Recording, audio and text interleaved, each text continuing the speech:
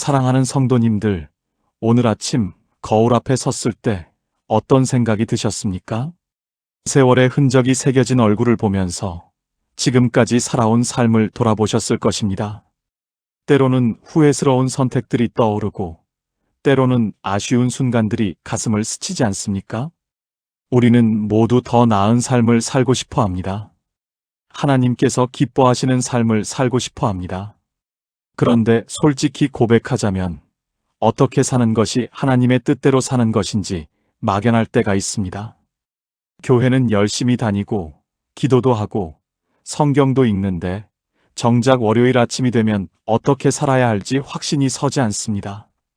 자녀들이 질문할 때, 직장에서 어려운 일을 만날 때, 가정에 문제가 생길 때 우리는 어떤 기준으로 판단하고 결정해야 할까요?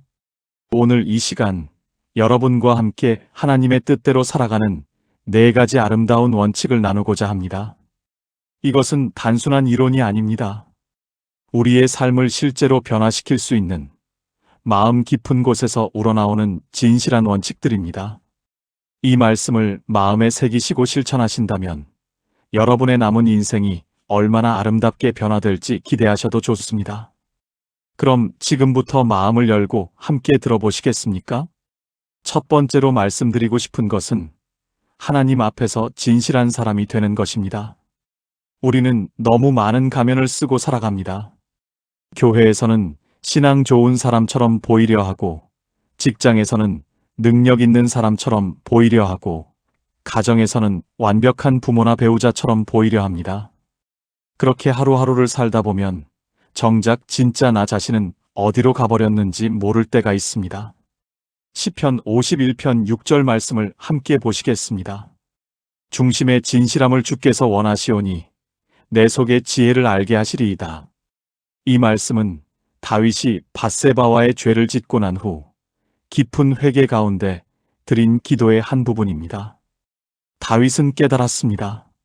하나님께서 원하시는 것은 겉으로 보이는 경건함이 아니라 중심의 진실함이라는 것을 말입니다. 중심이란 무엇입니까?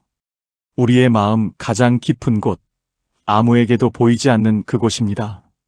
밤에 잠자리에 누웠을 때 우리만 아는 그 생각들, 아무도 보지 않을 때 우리가 하는 그 선택들, 그것이 바로 우리의 중심입니다. 하나님께서는 바로 그곳을 보십니다. 그리고 그곳이 진실하기를 원하십니다. 그렇다면 어떻게 중심의 진실한 사람이 될 수 있을까요? 먼저 하나님 앞에 솔직해지는 것입니다. 우리의 연약함을 인정하는 것입니다. 기도할 때 멋진 말로 꾸미려 하지 마십시오. 마음에 있는 그대로를 하나님께 털어놓으십시오. 화가 나면 화가 난다고, 두려우면 두렵다고, 의심이 들면 의심이 든다고 솔직하게 고백하십시오. 하나님은 이미 다 아십니다. 우리가 숨기려 해도 소용없습니다. 오히려 우리가 진실하게 다가갈 때 하나님께서도 우리에게 진실하게 응답하십니다. 제가 알고 있는 한 성도님 이야기를 나눠드리겠습니다. 그분은 겉으로 보기에는 믿음이 좋은 분이었습니다. 교회 봉사도 열심히 하시고 헌금도 빠지지 않으셨습니다. 그런데 마음속 깊은 곳에는 하나님에 대한 원망이 있었습니다. 젊었을 때 사업 실패로 큰 어려움을 겪었는데 그때 그렇게 열심히 기도했는데도 하나님께서 응답하지 않으셨다는 섭섭함이 있었습니다. 몇십 년 동안 그 감정을 묻어두고 신앙생활을 하셨습니다. 그런데 어느 날 기도 중에 더 이상 참을 수 없어서 하나님께 울면서 토해냈습니다. 하나님, 저는 솔직히 그때 하나님이 원망스러웠습니다. 왜 저를 도와주지 않으셨습니까? 저는 그렇게 열심히 기도했는데 왜 응답하지 않으셨습니까? 그렇게 마음속 깊이 묻어두었던 진실을 하나님 앞에 쏟아낸 순간 놀라운 일이 일어났습니다. 하나님께서 그분의 마음에 평안을 주셨습니다. 그리고 깨닫게 하셨습니다. 그때 사업이 실패한 것이 사실은 더 큰 축복의 시작이었다는 것을, 그 일이 없었다면 교만했을 자신을 하나님께서 겸손하게 빚으셨다는 것을 말입니다. 그날 이후 그분의 신앙생활이 완전히 달라졌습니다. 형식적인 신앙에서 벗어나 진정으로 하나님을 사랑하고 신뢰하는 살아있는 믿음을 갖게 되었습니다. 여러분, 하나님 앞에 진실하십시오. 약한 모습 그대로, 부족한 모습 그대로 나아가십시오. 하나님은 우리의 완벽함을 원하시는 것이 아니라 우리의 진실함을 원하십니다.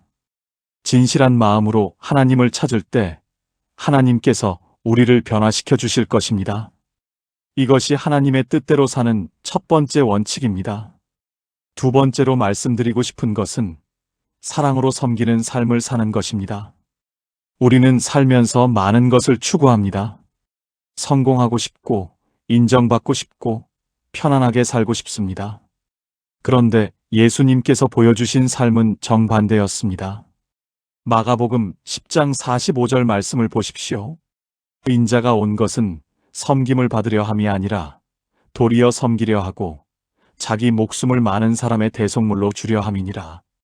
예수님은 하나님의 아들이셨습니다. 모든 권세와 영광을 가지신 분이셨습니다. 그런데 이 땅에 오셔서 제자들의 발을 씻기셨습니다. 당시 발 씻는 일은 가장 낮은 종이 하는 일이었습니다. 그런데 만왕의 왕이신 예수님께서 무릎을 꿇고 제자들의 더러운 발을 씻기셨습니다. 왜 그러셨을까요? 우리에게 본을 보여주시기 위함이었습니다. 하나님의 뜻대로 사는 삶이 어떤 것인지 몸소 보여주신 것입니다. 진정한 위대함은 높은 자리에 앉는 것이 아니라 낮아져서 섬기는 것입니다. 진정한 축복은 많이 받는 것이 아니라 많이 주는 것입니다. 그렇다면 우리는 어떻게 섬기는 삶을 살 수 있을까요? 먼저 가장 가까운 곳에서부터 시작하십시오. 가정에서부터 말입니다. 배우자를 섬기십시오. 오늘 집에 돌아가서 배우자가 좋아하는 일을 하나 해드리십시오. 따뜻한 말 한마디, 감사의 표현 하나, 작은 배려 하나가 큰 변화를 만들어냅니다. 자녀들을 섬기십시오. 그들의 이야기를 진심으로 들어주십시오. 스마트폰을 내려놓고 눈을 마주치며 마음으로 들어주십시오. 부모님을 섬기십시오. 전화 한 통, 방문 한 번이 얼마나 큰 위로가 되는지 아십니까? 그리고 교회에서 섬기십시오. 여러분의 은사와 재능을 하나님께 드리십시오. 찬양을 잘하시면 찬양으로, 가르침의 은사가 있으면 가르침으로, 물질이 있으면 물질로, 시간이 있으면 시간으로 섬기십시오. 이웃을 섬기십시오. 어려운 이웃을 찾아가십시오. 외로운 사람에게 친구가 되어 주십시오. 도움이 필요한 사람에게 손을 내미십시오. 섬김의 삶이 얼마나 아름다운지 아십니까? 섬길 때 우리는 예수님을 닮아갑니다. 섬길 때 우리 안에 기쁨이 넘칩니다. 섬길 때 우리의 삶이 의미 있어집니다. 받기만 하는 삶은 공허합니다. 아무리 많이 받아도 채워지지 않습니다. 그런데 주는 삶은 풍성합니다. 줄수록 더 채워지는 신비를 경험하게 됩니다. 사도행전 20장 35절에서 바울은 이렇게 말했습니다. 범사에 여러분에게 모본을 보여준 바와 같이 수고하여 약한 사람들을 돕고 또 주 예수께서 친히 말씀하신 바 주는 것이 받는 것보다 복이 있다 하심을 기억하여야 할지니라. 주는 것이 받는 것보다 복이 있습니다. 이것은 단순한 말이 아닙니다. 진리입니다. 실제로 경험해보면 알게 됩니다. 여러분, 오늘부터 섬기는 삶을 시작하십시오. 작은 것부터 시작하십시오. 그렇게 하루하루 섬기며 살아갈 때 여러분은 하나님의 뜻 가운데 살아가는 사람이 될 것입니다. 세 번째로 말씀드리고 싶은 것은 용서하며 사는 삶입니다. 우리는 살면서 많은 상처를 받습니다. 가족에게, 친구에게, 동료에게, 때로는 교회 안에서도 상처를 받습니다. 그 상처들을 가슴에 품고 살아가면서 우리는 점점 무거워지고 지쳐갑니다. 밤에 잠을 이루지 못하고 그 사람 생각만 하면 가슴이 답답해지고 마음에 평안이 없습니다. 그런데 하나님께서는 우리에게 말씀하십니다. 용서하라고 말씀하십니다. 에베소서 4장 32절 말씀입니다. 서로 친절하게 하며 불쌍히 여기며 서로 용서하기를 하나님이 그리스도 안에서 너희를 용서하심과 같이 하라. 하나님이 그리스도 안에서 우리를 용서하신 것처럼 용서하라는 말씀입니다. 우리가 얼마나 많은 죄를 지었는지 생각해 보십시오. 하나님 앞에서 우리는 모두 죄인입니다. 그런데 하나님께서는 우리를 용서하셨습니다. 예수님께서 십자가에서 피 흘려 죽으심으로 우리의 모든 죄를 용서하셨습니다. 이 엄청난 사랑과 용서를 받은 우리가 어떻게 형제를 용서하지 않을 수 있겠습니까? 용서는 쉽지 않습니다. 특히 깊은 상처를 받았을 때는 더욱 그렇습니다. 그런데 용서하지 않고 살아가는 것이 더 힘든 일입니다. 용서하지 않으면 우리가 더 고통받습니다. 마음의 감옥에 갇혀 살게 됩니다. 그런데 용서할 때 자유가 옵니다. 용서는 상대방을 위한 것이 아닙니다. 나를 위한 것입니다. 용서할 때 내 마음이 자유로워집니다. 용서할 때 평안이 찾아옵니다. 용서할 때 하나님의 축복이 내 삶에 흘러들어옵니다. 어떻게 용서할 수 있을까요? 한 번에 되지 않을 수 있습니다. 매일 결단해야 할 수도 있습니다. 아침에 일어나서 오늘도 그 사람을 용서하기로 결심하십시오. 그 사람을 위해 기도하십시오. 처음에는 억지로라도 기도하십시오. 주님, 그 사람을 축복해 주십시오. 그 사람에게 좋은 일이 생기게 해 주십시오. 이렇게 기도하다 보면 신기하게도 마음이 변화됩니다. 미움이 조금씩 사라지고 평안이 찾아옵니다. 이것이 용서의 능력입니다. 마태복음 18장에 보면 1만 달란트 빚진 종의 비유가 나옵니다. 왕에게 1만 달란트라는 엄청난 빚을 진 종이 있었습니다. 갚을 수 없는 빚이었습니다. 그런데 왕이 불쌍히 여겨 모든 빚을 탕감해 주었습니다. 그 종이 나가다가 자기에게 100데나리온 빚진 동료를 만났습니다. 100데나리온은 1만 달란트에 비하면 아무것도 아닌 금액입니다. 그런데 그 종은 동료를 붙잡아 감옥에 가두었습니다. 이 이야기가 우리에게 무엇을 말해줍니까? 우리가 하나님께 용서받은 죄는 1만 달란트와 같습니다. 그런데 우리가 다른 사람을 용서하지 못하는 것은 100데나리온을 용서하지 못하는 것과 같다는 말씀입니다. 여러분, 용서하십시오. 그것이 하나님의 뜻입니다. 용서할 때 우리는 자유로워지고 하나님의 축복이 우리 삶에 흘러들어옵니다. 오늘 여러분이 용서해야 할 사람이 떠오릅니까? 그 사람을 위해 지금 이 순간 기도해 보시겠습니까? 그 사람을 축복하는 기도를 드려보시겠습니까? 그 순간부터 여러분의 마음의 변화가 시작될 것입니다. 네 번째로 말씀드리고 싶은 것은 감사하며 사는 삶입니다. 우리는 불평하며 사는 것에 너무 익숙해져 있습니다. 날씨가 덥다고, 춥다고 불평합니다. 일이 많다고, 돈이 부족하다고 불평합니다.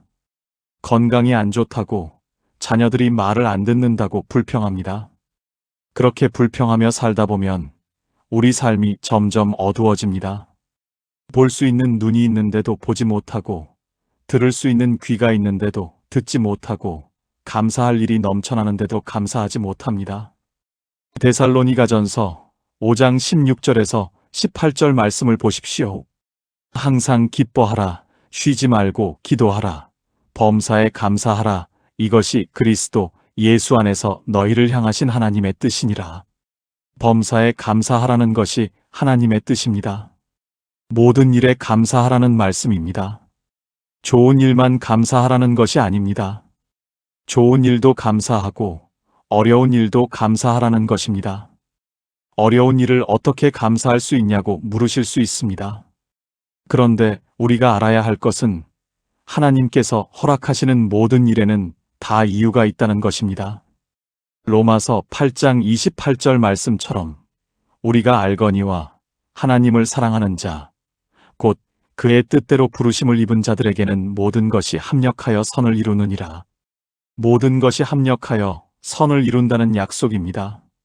지금은 이해되지 않고 힘들어도 나중에 보면 하나님께서 그 일을 통해 우리를 빚으시고 성장시키셨다는 것을 알게 됩니다. 그렇다면 어떻게 감사하는 삶을 살 수 있을까요? 매일 감사 목록을 작성해 보십시오. 잠자리에 들기 전에 오늘 하루 감사한 일 3가지를 떠올려 보십시오. 처음에는 어렵게 느껴질 수 있습니다. 그런데 계속하다 보면 점점 쉬워집니다. 감사할 일들이 보이기 시작합니다. 아침에 눈을 뜰 수 있는 것, 숨을 쉴 수 있는 것, 걸을 수 있는 것, 밥을 먹을 수 있는 것, 가족이 있는 것, 이 모든 것이 감사한 일입니다. 작은 것에 감사하는 연습을 하십시오. 햇살이 따뜻한 것, 새들이 지저귀는 것, 꽃이 피어 있는 것, 이런 작은 것들에 감사하기 시작하면 우리 마음이 달라집니다. 불평 대신 감사가 흘러나오기 시작합니다. 감사하는 사람은 행복합니다. 같은 상황에서도 불평하는 사람은 불행하고 감사하는 사람은 행복합니다. 차이는 상황이 아니라 마음의 태도입니다. 감사하는 사람 주변에는 사람들이 모입니다. 감사하는 사람에게는 하나님의 축복이 흘러들어옵니다. 시편 100편 4절 말씀입니다. 감사함으로 그의 문에 들어가며 찬송함으로 그의 궁정에 들어가서 그에게 감사하며 그의 이름을 송축할지어다. 감사함으로 하나님께 나아가는 것입니다. 감사가 하나님께 나아가는 문입니다. 감사할 때 하나님께서 기뻐하십니다. 감사할 때 하나님께서 우리에게 더 많은 복을 부어주십니다. 여러분, 오늘부터 감사하는 삶을 시작하십시오. 불평하려는 생각이 들 때 그것을 감사로 바꾸십시오. 춥다고 불평하는 대신 따뜻한 옷이 있는 것에 감사하십시오. 일이 많다고 불평하는 대신 일할 수 있는 건강과 직장이 있는 것에 감사하십시오. 그렇게 감사하며 살아갈 때 여러분의 삶이 얼마나 풍요로워지는지 경험하게 될 것입니다. 사랑하는 성도님들, 오늘 우리는 하나님의 뜻대로 살아가는 4가지 아름다운 원칙을 함께 나누었습니다. 첫째, 하나님 앞에서 진실한 사람이 되는 것. 둘째, 사랑으로 섬기는 삶을 사는 것. 셋째, 용서하며 사는 삶. 넷째, 감사하며 사는 삶. 이 4가지가 바로 하나님의 뜻입니다. 이것은 복잡하지 않습니다. 누구나 실천할 수 있는 것들입니다. 그런데 이것을 실천할 때 우리 삶에 놀라운 변화가 일어납니다. 진실할 때 자유가 옵니다. 섬길 때 기쁨이 옵니다. 용서할 때 평안이 옵니다. 감사할 때 축복이 옵니다. 여러분, 지금 당장 시작하십시오. 오늘 저녁 하나님 앞에 무릎 꿇고 진심으로 기도하십시오. 오늘 집에 돌아가서 가족을 섬기십시오. 오늘 용서해야 할 사람을 용서하십시오. 오늘 감사한 일 3가지를 적어보십시오. 그렇게 하루하루를 살아가십시오. 한 달이 지나고 1년이 지나면 여러분은 완전히 다른 사람이 되어 있을 것입니다. 하나님의 뜻대로 사는 아름다운 사람, 주변 사람들에게 축복이 되는 사람, 하나님께서 기뻐하시는 사람이 되어 있을 것입니다. 여러분의 남은 인생이 이렇게 아름답게 변화되기를 진심으로 기도합니다. 이 말씀이 여러분의 마음에 감동이 되었다면 좋아요 버튼을 눌러주시고 댓글로 여러분의 결단이나 마음을 나눠주시면 감사하겠습니다.